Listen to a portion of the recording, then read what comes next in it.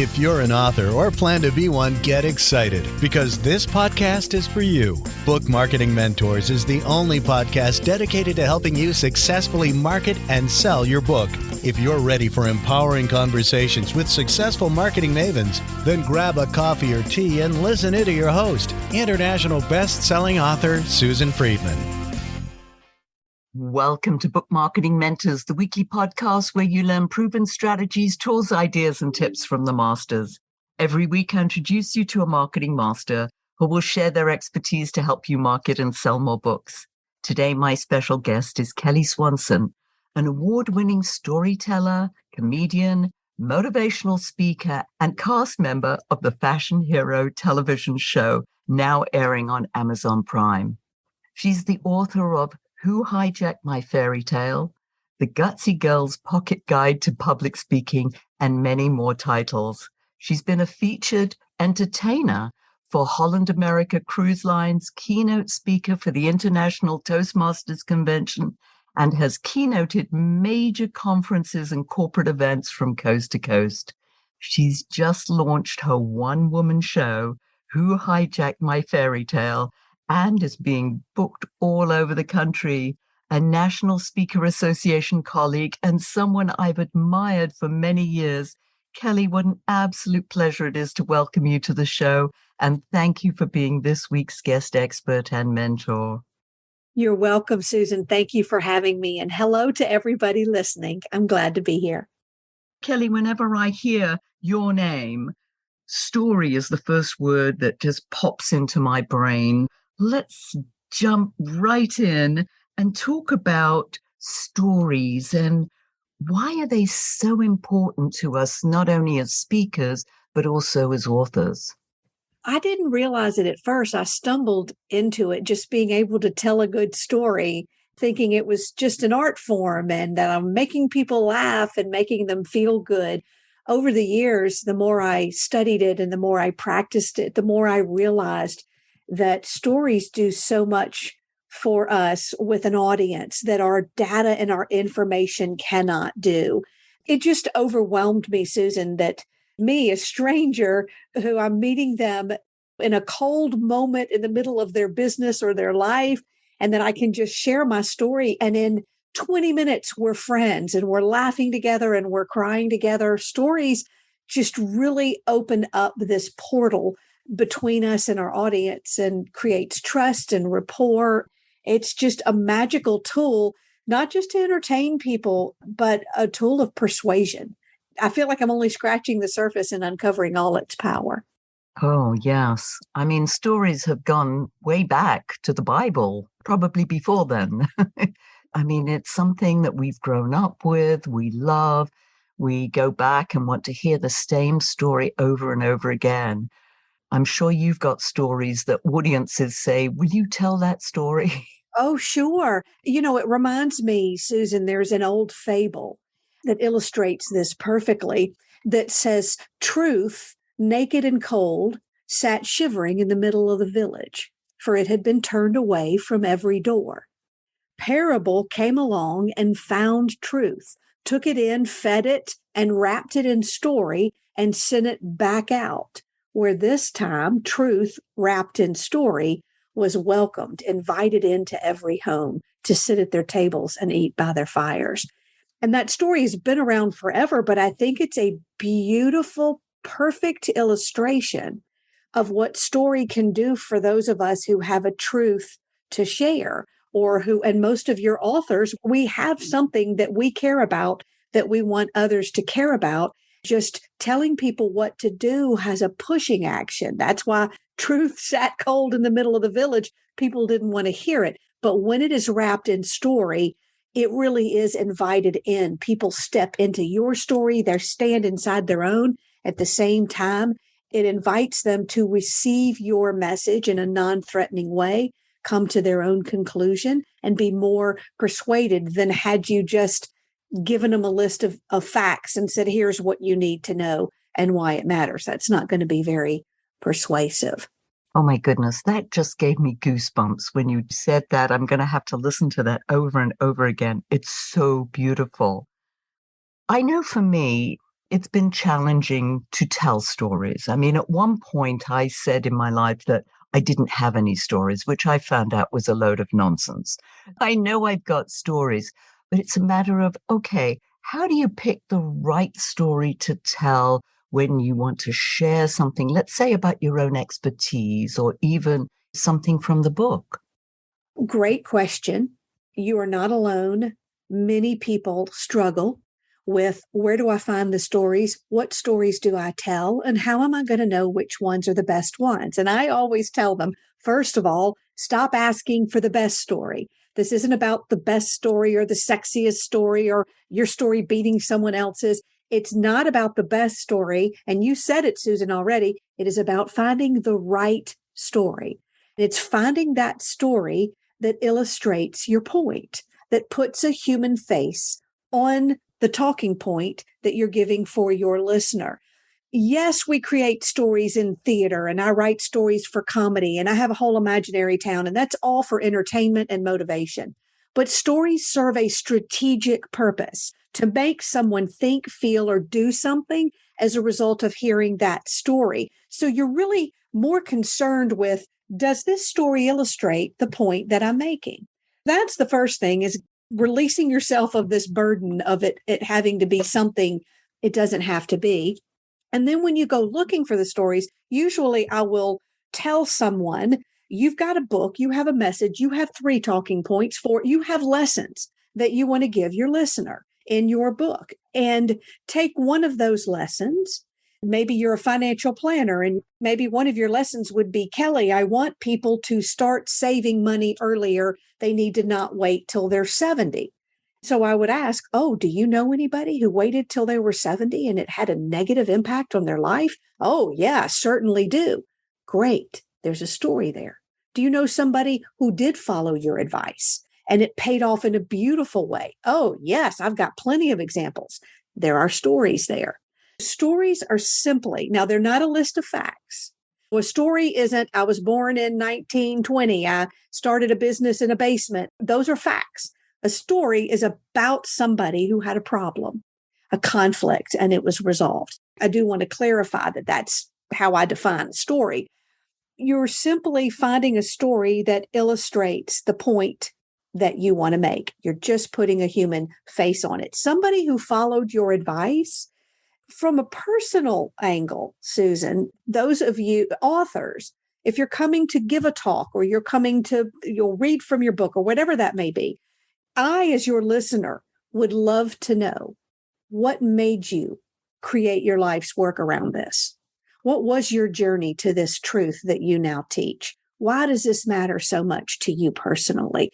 Tell me the story of you and why you wrote this book and what it means to you and why you have made this your calling and why it feels so good for you to be part of helping other people with this knowledge. I think all of us as authors are well served to have some sort of an opening story about, this is why I'm here today. And I'm not here just because I wrote the book. I'm here because I learned this the hard way. I'm here because I saw my mother go through this. And the reason we do that in our books and in our talks is because, how can I best put this? When I stand on that stage as a speaker, I am not just here to give you all this information. I have a vested interest in you believing in it and buying into what I'm saying and wanting to go take this information and change your life. I could easily come up and say, here are 47 things I know about story, and call it a day. I could write a book that would do that. I probably have. But it becomes even richer when I can become a salesperson up on that stage or on that paper or in that video and actually sell you on why this material is so important. And getting that buy-in, it sort of makes us salespeople, whether we're doing it on a page, on a video, or in person. And the cardinal rule of sales, I did not come up with this, it's been around forever, is that people buy from people they like, people they trust, people they believe, and people they feel like they know. And as authors and as speakers, or however we're getting our message out on whatever platform, giving our audience a chance to know us and create a relationship with us serves us very well. They lower their arms and they follow us on that journey that we now want to take them because they trust us. Stories show who you are without you having to tell them. Oh, yes. And the whole idea, and as you were saying that, the authenticity in which you were saying that just comes through in the words that you were using and just the realness of it. I can see that doing that with any of the authors, and even myself included, is just to share from the heart. And because I felt that that was all coming from your heart, as you were saying that you're passionate about what you do. You want me, you're inviting me to share that passion with you. Am I correct in that? That's a beautiful way to put it. Yes. I believe even though I'm not seeing you, I'm looking at a camera, but I am seeing you. I saw you a minute ago. So, and I'm not seeing your audience, but I believe we're having a conversation. And in conversations, you speak from the heart. You share things about yourself. There's a give and a take.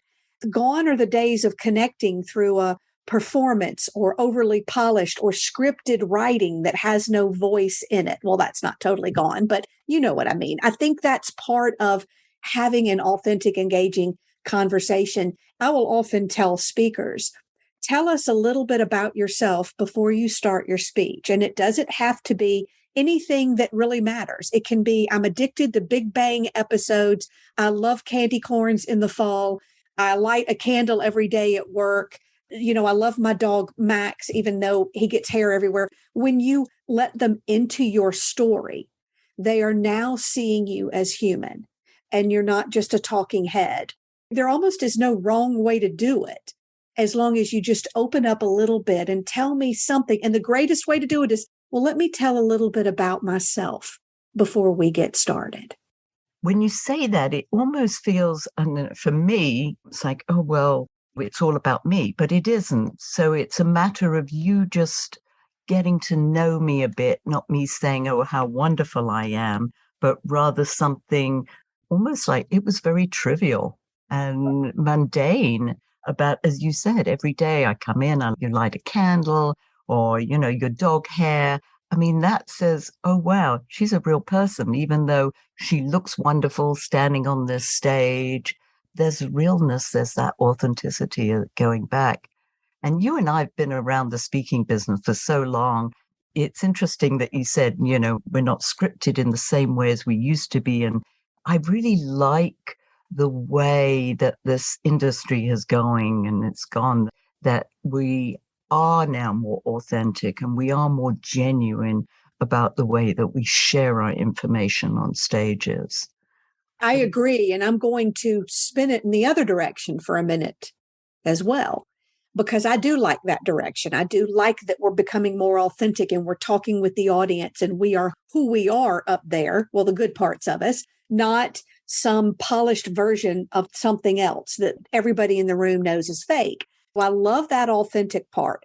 I will, however, say, because I love scripting, that we have done it in some cases to a fault, where media has come in and video has come in, and we're losing the art of well-scripted language as well. Well, in our society, but on that stage. And yes, I strive to be authentic and I strive to be conversational and organic and real and to let a lot of that polish and professional, well, I still want to be professional, but let a lot of that polish go.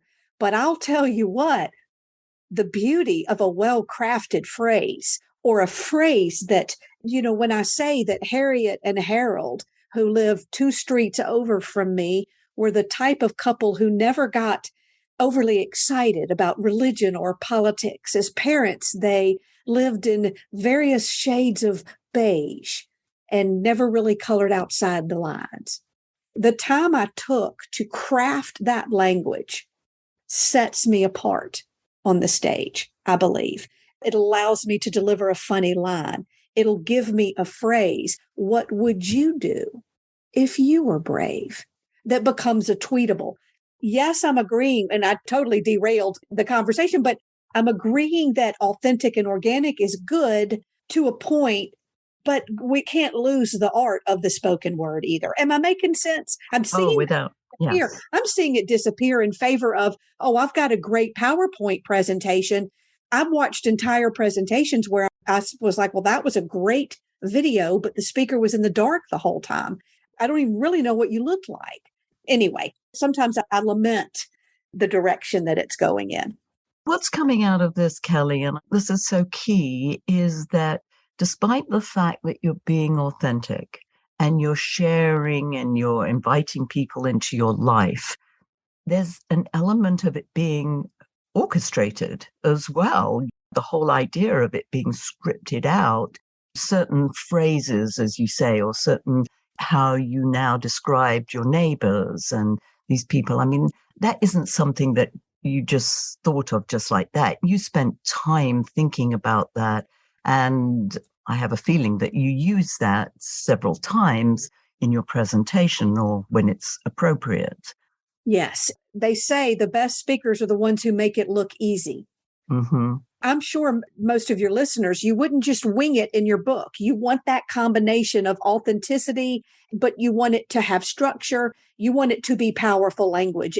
I take it, the reason when you think of me, you think of story is because I probably go deeper into it than most speakers will ever care to do, because I look at it like music, like a musician looks at music. Every word is a note, and where you place it, the pause you take in between, the rises and the ebbs and the flows, the melody of that presentation that keeps it from being a flat line, it thrills me.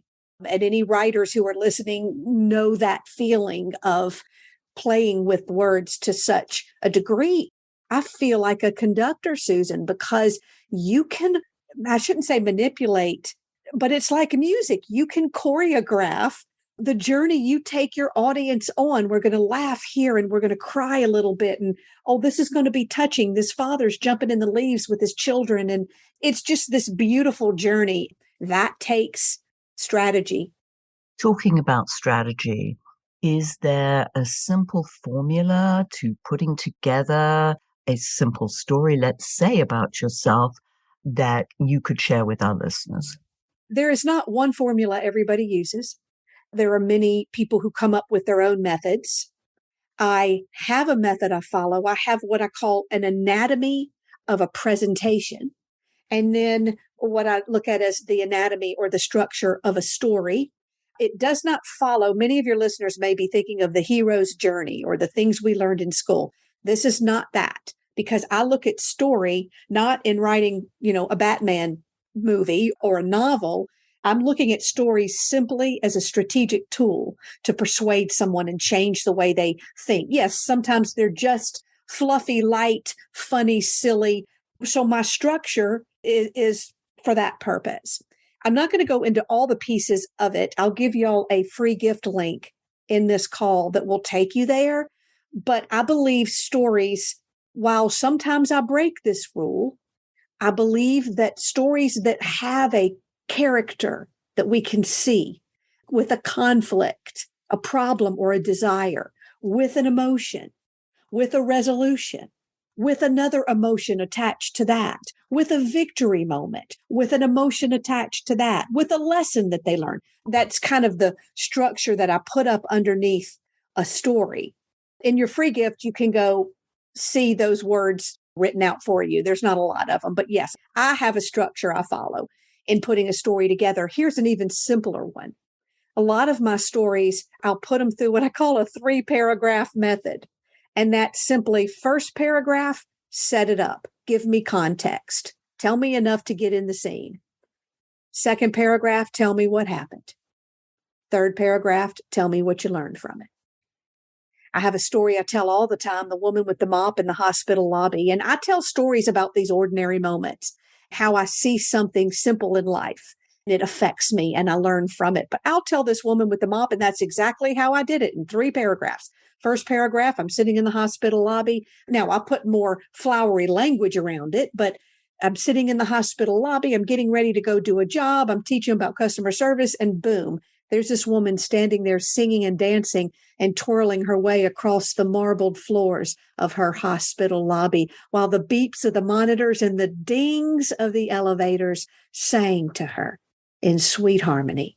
And suddenly I could smell the perfume of my changed perspective as I watched this woman turn her job into an art.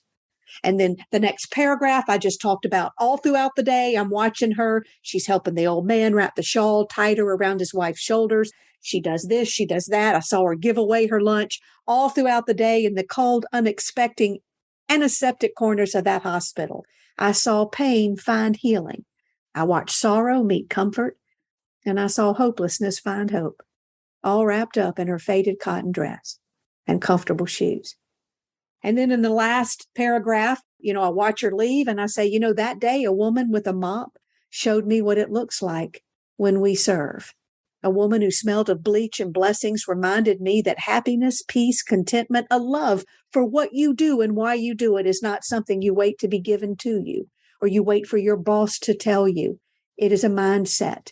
It is a choice you make. That woman wasn't singing because she had the best job in the place. She was singing because that is the story she writes every day. And I think if a woman with a mop can sing like that, so can we. And see, that's a simple set it up.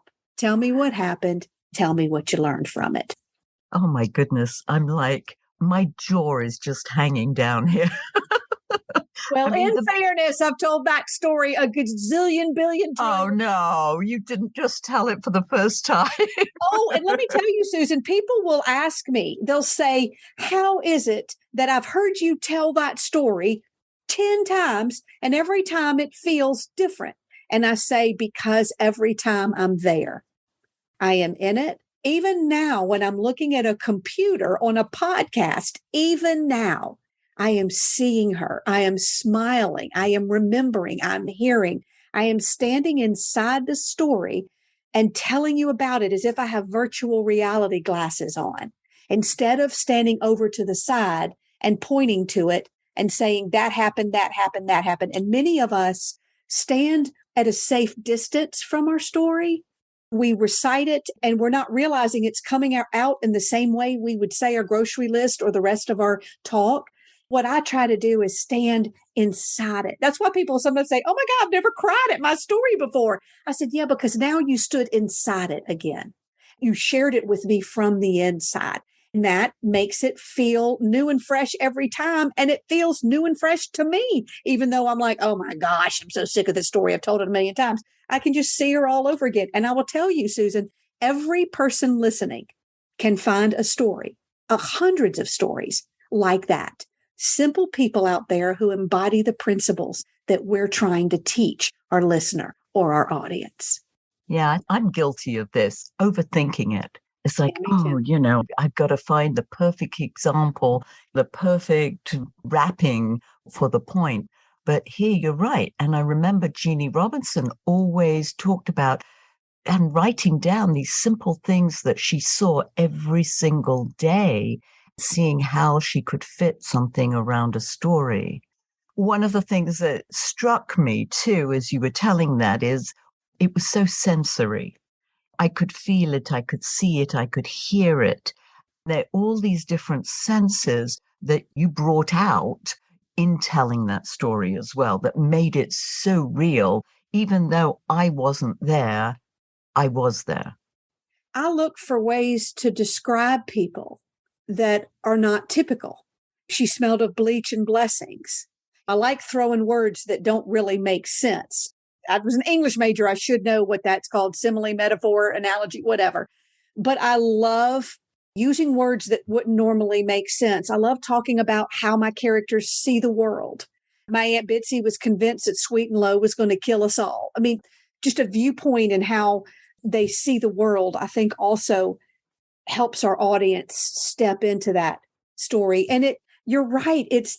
Jeannie was brilliant at just taking these simple moments and pulling out of it these beautiful things or funny things we all notice. Comedy isn't so much what's a funny line. It's what we're all nudging each other going, oh my gosh, that is so true. Like when I say in Pride's Hollow, my town, every occasion, birth, death, and everything in between is commemorated with a covered dish casserole with some sort of cream of mushroom soup and a Ritz cracker topping. People laugh at that. That's not a funny line. They laugh because they understand that. Well, one thing I do want to say too, Susan, about what you're commenting, oftentimes in the stories I tell, the insight comes from me, the narrator. When I would tell people, give your stories a character and a conflict, and which Woman with the Mop really doesn't. In fact, I say the woman with the mop is not the character of the story. I am. I am the narrator looking through the window whose life has been changed by watching her. And actually, when I tell the story in a more extended way, I talk about how she taught me what customer service really looks like. I really talk about how I was impacted because of seeing her. In all of your stories, anybody who's listening, sometimes we get our stories out there from life, maybe from others' books, but let's try to get away from that, or we don't need another Disney story. But just the simple things around us, and we're not part of that story. So make yourself part of the story. Why does that story matter to you? What did it mean to you hearing it? What did it mean to you being there at that point in history? What did you learn from that story? The closer you can get to the story, the better. It's why when you make a joke, comedians will act like it happened to us, because the more you removed it is, the more we disconnect from it. It's why your personal stories will be more powerful than were you to find a great story from Chicken Soup for the Soul. We kind of roll our eyes and go, okay, well, that's a great story, but this is what I'm trying to say. Sorry it took me so long. It is in the simple life experiences that we all have in our own personal life where we have our most power to connect with our audience. It's the only thing other people can't take from us. It's our story. People used to tell me, and by the way, you can talk about yourself the whole time as long as you make it about me. You said something earlier about I didn't want to brag or I didn't want to bring myself up or talk about me. You may talk about you if you make it about me. The second thing I want to say is, for years, I would get the impression that I wasn't allowed to tell stories about my personal life in a business setting. Like I couldn't talk about my husband or my son, or no, you got to tell business stories in a business setting. Well, I'll tell you what, the stories about my husband get the most laughs. People can relate to them. People connect more to those stories because they are relatable and they are real life and they are universal. So I have quickly changed my tune on that. And I'm like, no, there's nothing wrong with a personal. Now, I would say don't tell all stories about being a mom and your kids. If you're in a group full of salesmen or dairy farmers in Amish country, I mean, you want to sort of be selective because you want to find stories that mirror your audience in terms of emotion, not so much plot. And let me say that again. People connect with us when they identify with the emotion in our story, not the plot. No two of us are ever going to walk the same journey in life. So when we hear your story, we're not going to relate to that, even if the same thing happened. But when you name the emotion that I recognize, now I try to find that emotion. I already said this earlier a little bit, but I try to find it in my own data. My brain automatically searches for it. And I'm now standing inside my story at the same time. It is an extremely powerful tool. Yeah, and something that you said is your audience. I mean, know your audience and then relate the story so that it's meaningful for them, even though, as you said, it's your story and you experienced it. It's your life experience, but they've also had maybe a similar life experience. Then it's like ching, ching, ching. They relate and they can put the pieces together and it makes sense. And then for them, it becomes meaningful. There's something even deeper too. Like if you need them to understand a complex thing, something you're explaining, and you go into a story about your first job, or, well, let me give you a better example.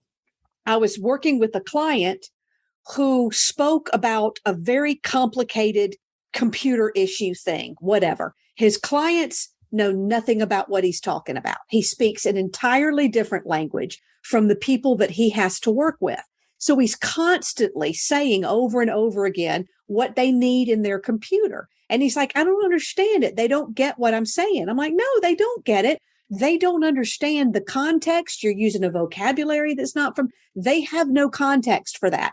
Give them a story they do understand. What can you compare this to that they do understand? And he said, oh, well, it's like now this isn't a personal story, Susan, but I'm still giving it as an example. He said, let's say you have a bakery and you have a commercial refrigerator in there. And everybody in the bakery keeps buying groceries and sticking it in the refrigerator, and milk's going to the back and cream's going to the side and another cream is going to the other side, and things are spoiling. You're buying new things and shoving them in there. You're wasting all this money, blah, blah, blah. And he says, that's what's happening inside their computers. And that's what I come to help them fix. Now, he did a better job explaining it than I'm doing right now, but my point still stands true. When we hear him talk about a commercial bakery with a refrigerator, we all go, yeah, you don't want that. Of course they're wasting money. That's not very organized. And we accept that if that is true, then this must be true over here. When he says, that's what I'm coming. And it could be total bogus, but there's something so powerful in that. Give them a story they do understand that you can now relate to your topic. And I bet, Susan, you've got some people on this podcast. Financial planners are a great example.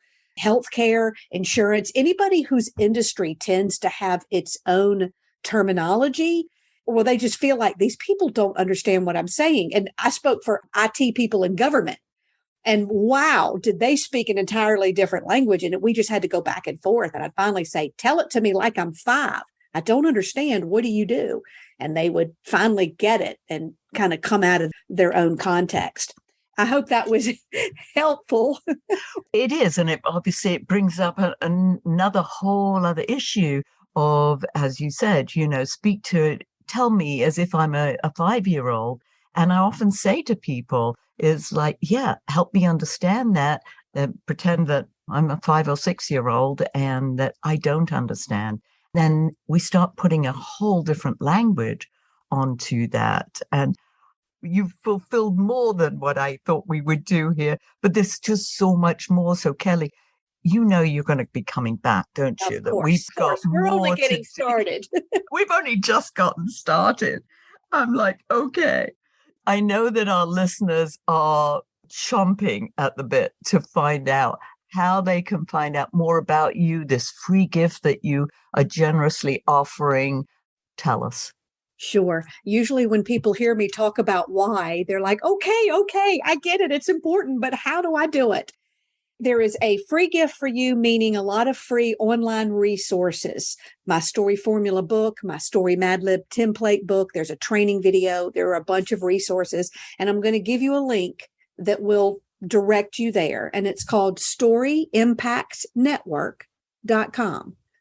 And that's my community I am building, my own social media platform, I guess, my own community I am building for people who love story, and there's resources in it. Now, if you want to go deeper and really learn and have meetups and get my eyes on your stuff, then you definitely want to check out storyimpactacademy.com. That's where you can actually take a journey with me and go deeper into that. Yeah, and I'm part of that academy. I know. And it's great.